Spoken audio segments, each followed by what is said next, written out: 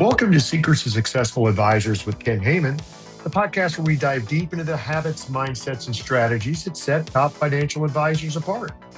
I'm Scott Tatum, and today I'll be talking with Ken to explore his thoughts on 10 traits of the Rainmaker advisor. Before we begin, I'd like to draw your attention to an important service from our sponsor, Total Family. We've got a lot of listeners that spend time or want to spend more time working in the ultra high net worth space. And legacy planning is such an essential element of that client experience. If you find that you've got clients that get stuck when they're trying to work through their legacy issues, might I suggest that you visit our friends at Total Family. To do so, go to totalfamily.io. That is totalfamily.io. Let's get back to the podcast. Ken, let's get our listeners in the right frame of mind. You can't delve deeply into the psyche of clients while dwelling in our busy world. So let's leave the outside world behind for 25 minutes and look deep inside human behavior to explore the science of clients, setting instincts aside so that insights can guide. And Ken, we're going to look at some insights from a situation that we deal with commonly. We're out in the field, we're working with big teams, and they say, oh, hey, big news. We have hired this person. We are elevating this person. We've joined a team with this other team. And in so doing, we are anointing this person as a rainmaker. And I know that when I have that experience, I think it's the same for you. Like, oh, well, I hope that works. So I know in the decades you've been doing this, you've really started to build some general observations of what makes a rainmaker a rainmaker. Well, it really is a distinctive set of attitudes. You could call it a mindset or basically an approach to the world. It's a very distinctive set of behaviors and beliefs that constellate or coalesce in this human being so that other human beings react to them in a particular way. So in general, if you are wanting to look at the mechanism of what makes a rainmaker, and what's interesting about this is that in a lot of cases, rainmaker advisors are kind of born, or they kind of show up as this a very magnetic, very stimulating type of human being. And in financial services, these are people who bring that kind of natural skill and then add the content and a mastery of the vocabulary of investing and go out and are very, very effective in creating new business opportunities for themselves or for the organization they work with. In other cases, an individual who has a high degree of technical and tactical skill and develops these traits.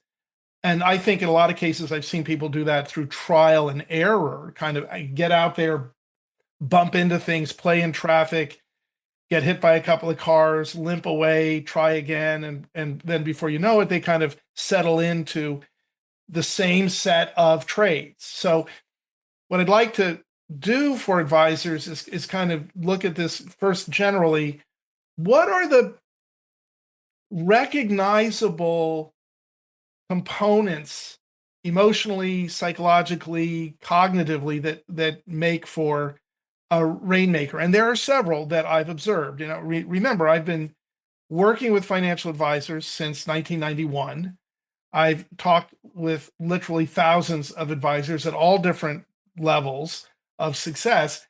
I've worked with many rainmaker advisors. I've helped some people become rainmaker advisors. This is something that you and I do regularly in our work as consultants for AllianceBernstein.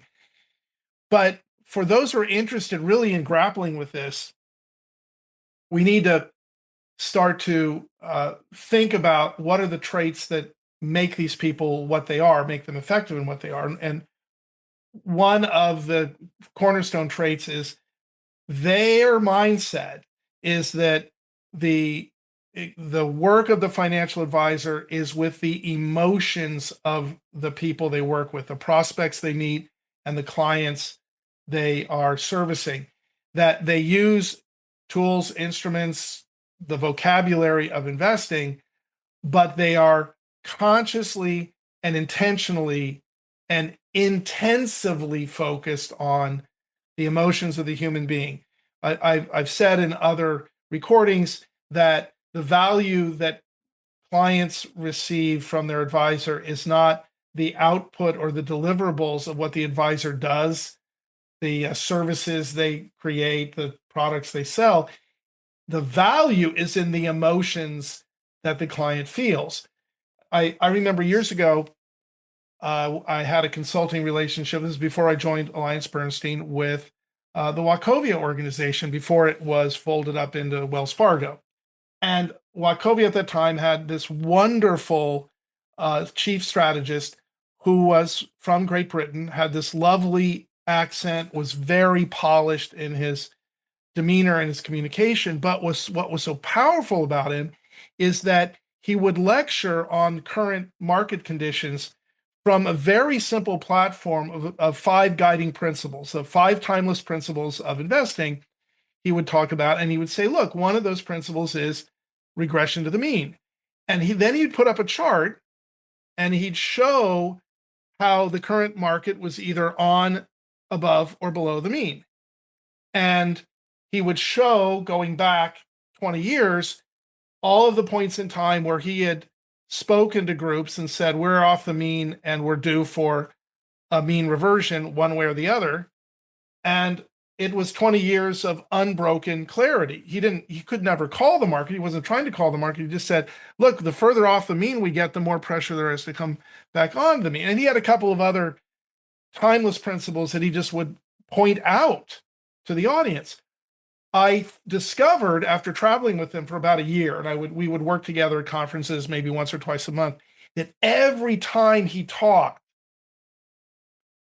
I would feel better about the future. I would feel like the markets were understandable and navigable. He was affecting my emotions, and he was doing it intentionally. The whole point of his lecture was not to show everybody how smart he was not to uncover some secret that nobody else knew. It was to use information that was widely available, but to affect our emotions. That's a rainmaker. And I remember when he and a group left during that transition from Wachovia to Wells Fargo, they went off and started their own asset management company. I immediately signed up to get their newsletter, and I get it to this day.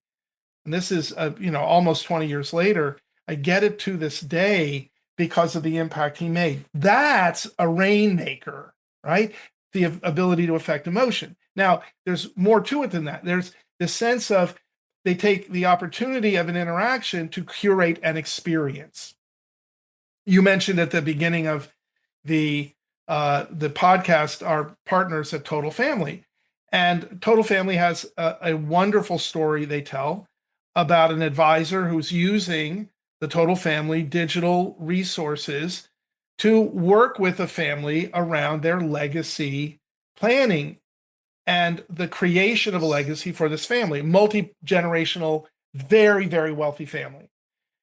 So the family has gone through the steps, and they're now at the point working with their advisor to do a family meeting. Family meetings are the hallmark of this process, and there's some work you have to do before you put the family all together in a meeting. But these are very powerful, very creative events. And the advisor wisely created not just a family meeting, but a whole event of a full day for this family where they were bringing the kids, the grandkids, everybody was together. The parents were so powerfully impacted by the experience they had received that 2 weeks later, the mother, the wife, is with 2 of her friends playing golf, and they finish the round of golf, and she can't wait to sit down on the 19th hole and tell them about this family meeting they just had and the experience they just had. These are 2 other very, very wealthy families, and these are the matriarchs of these families. And the one woman that was her friend said, well, who taught you to do this? Where did this come from? She said, oh, our financial advisor did. And the woman says, well, are financial advisors supposed to do that? And the woman says, well, ours did. And it was exactly what we needed. Well, these other 2 women immediately ask her for the name of the advisor, and ultimately, happy ending to the story, they both became clients. The advisor had a windfall experience. Now, this was rainmaking at its finest. But he didn't call these women and say, come talk to me. What he did was, in the 30 emotions, experiences, the 30 is evangelist. The Rainmaker advisor so affects the clients they're working with and the people in their network that they become evangelists, passionate evangelists. Now, it's interesting, the word evangelist, we typically think of it in religious terms, Mhm. the evangelists that are spreading the good news in the church mindset. But the word actually comes from a more ancient term in the ancient language of Greek. And that word is actually translates as bringer of good tidings or bringer of these positive news. So what did this very, very happy, very, very uber successful woman do? She shared this wonderful experience she'd had with these other two people. Why did she do that? Because the advisor asked her to? Not at all. She did it because the experience itself was so impactful that she wanted to share it with others. In the same way that everyone listening to me on this podcast has recommended a comedian or a TV show or a movie or a restaurant or a vacation experience to someone they know, not because they were working for the TV production company to expand listenership, but because they were so charmed or so impacted or so moved by the experience. Advisors who understand that the Rainmaker advisor is creating such experiences that the human beings become evangelists for their work, and not because they're asked, but because the experience itself is so qualitative and unusual. Now you're beginning to understand the magic or the secret of the Rainmaker. And the final E of my 4 E's here is their energy. They are very, very cognizant of shepherding their energy. They're very, very aware. The Rainmaker advisor is very aware that they have to drive energy into these relationships, that they have to invest energy in creating and curating these experiences, that they have to be a character of, as I've described in other writing and some other podcasts, a character of significance in the narrative of this client or this friend's life.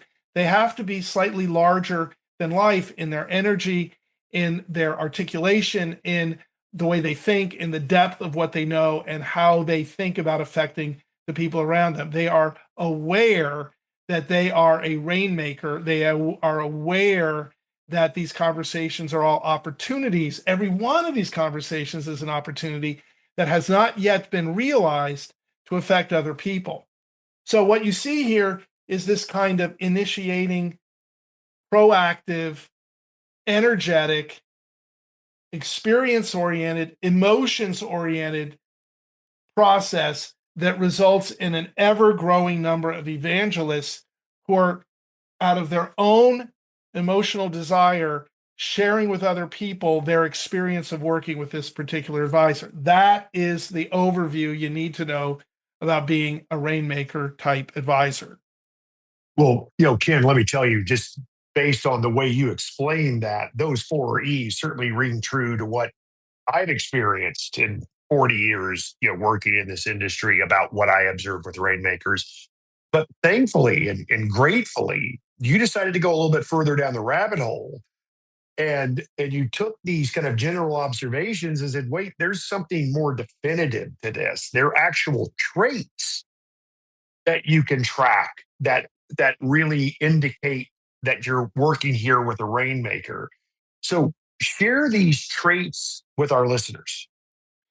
Well, Scott, I don't think there's any hard and fast set of behaviors that you snap your fingers, you do a couple of things, and all of a sudden you're fulfilling this vision or this identity of being a rainmaker. I really think it's about things being embedded in your personality and things that come out naturally. Rainmakers are authentic people. The people who work with them over time realize that they're consistently this way every time, every way. There's a sense of predictability and consistency in them, and the sense of authenticity.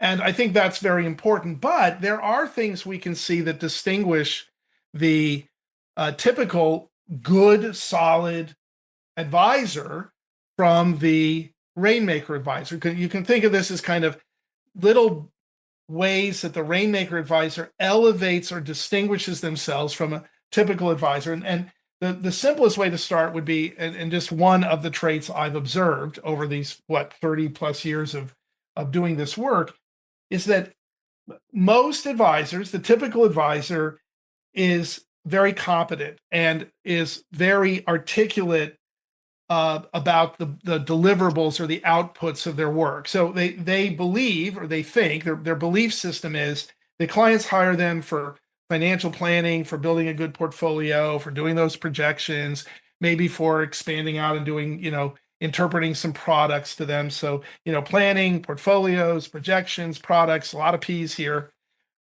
But if you think about it, these are all outputs, these are all deliverables, they're things you could list in a brochure. And I will say this over and over again: clients are impacted not by those planning proposals and portfolios. Those are a means to an end. The end is the emotional experience the client has inside. So what makes a rainmaker distinct from a good advisor, and don't hear me criticizing anything about these good, solid advisors, but if you want to be a rainmaker, you have to step it up to the next level and understand that connection, that the rainmaker understands that they're hired for the emotional outcome. The client is hiring and valuing the advisor because they feel a certain way in their chest when they're talking to them, that there is a sense of clarity or a sense of relief or a sense of increased confidence or increased hope or excitement about the future. And maybe those emotional experiences change depending on the conversation and what's going on in the context of life. But these beliefs in the rainmaker is that that's the stuff we should be talking about. That's the stuff I should be affecting. So it really is this idea of not just being competent, but being able to inspire confidence. And that comes from being able to talk about what somebody wants and give them some reassurance and maybe even some evidence that the future that they want is the future they're going to get. If somebody has that experience, what are they going to do? They're going to get excited and go home and tell somebody about this. I had this amazing experience with my advisor today. I have to tell you about it. Now, a second trait is their sense of initiation or application of energy. Remember, one of the big E's of the Rainmaker advisor is how they think about inserting their energy. So great advisors, we all are aware of this. Everybody listening to me is aware of this. Great advisors are great responders. They respond quickly, they respond thoroughly, they respond accurately. They are very service oriented and very responsive to the needs of their clients. Unfortunately, being a great responder is not a rainmaker trait. That is table stakes. The servicing the client competently and effectively and responding to their call within 2 or 3 rings, getting that check out or that report back or providing the input or whatever it may be is simply table stakes. No one is going to call their friends and talk about it. It's like the surgeon who says, well, I'm going to wash my hands and put on sterile gloves before the surgery. And, we're going to do the surgery in the right place. And when you're done, we're going to stitch you up in a nice, tidy manner. Yeah, it's what I expect. And when the plumber comes to my house, I expect the pipes to be soldered and not leak and the water to come out of the sink, right? So the rainmaker advisor understands it's not responding that gets it, it's the initiating. It's the rainmaker is somebody who comes to the client and says, you know what, we've got these things done that you asked for, but there's several other things that you should be concerned about, and I wanted to bring up with you. They initiate. they're in the process when the client is concerned about something in the world, they are not just responding to that client, but they're aware that the conditions exist where the client needs an outreach. So it's this application of energy. I was the other day, I was having a conversation with a big advisor, very distinguished, very effective advisor, runs a series of portfolios that he's run for years, has great track record, and he has a big business. And he said to me during a time of some pretty significant market and geopolitical volatility recently, he said, over the last 2 weeks, I haven't gotten a single call from any of my clients. And he said, I consider that a sign of success, that our clients are confident in what we're doing. And I suggested to him that that was probably true. And then I did something I'm not sure he liked that much. I said, but you know what? I think you missed an opportunity. And he said, what was that? I said, this was a time where anybody who's investing would be concerned about how the markets might react. Anybody who's paying attention to the news was concerned about how this geopolitical event would unfold. I said, this was a time that if you had just made a dozen phone calls, 2 dozen phone calls to your best clients and said, look, just checking on how you're doing. Oh, we're fine. We know you have everything under control, is what he would have heard. But then he would have said, well, yeah, I'm glad you feel that way. But this is one of those times where I just wanted you to know I was thinking about you. And I was thinking about how important our relationship is. I just wanted to call and make sure that you were feeling okay and answer any questions you might have. And now that might translate into a few questions they might have. But do you see the difference? The Rainmaker doesn't wait for the client to say, I have a problem.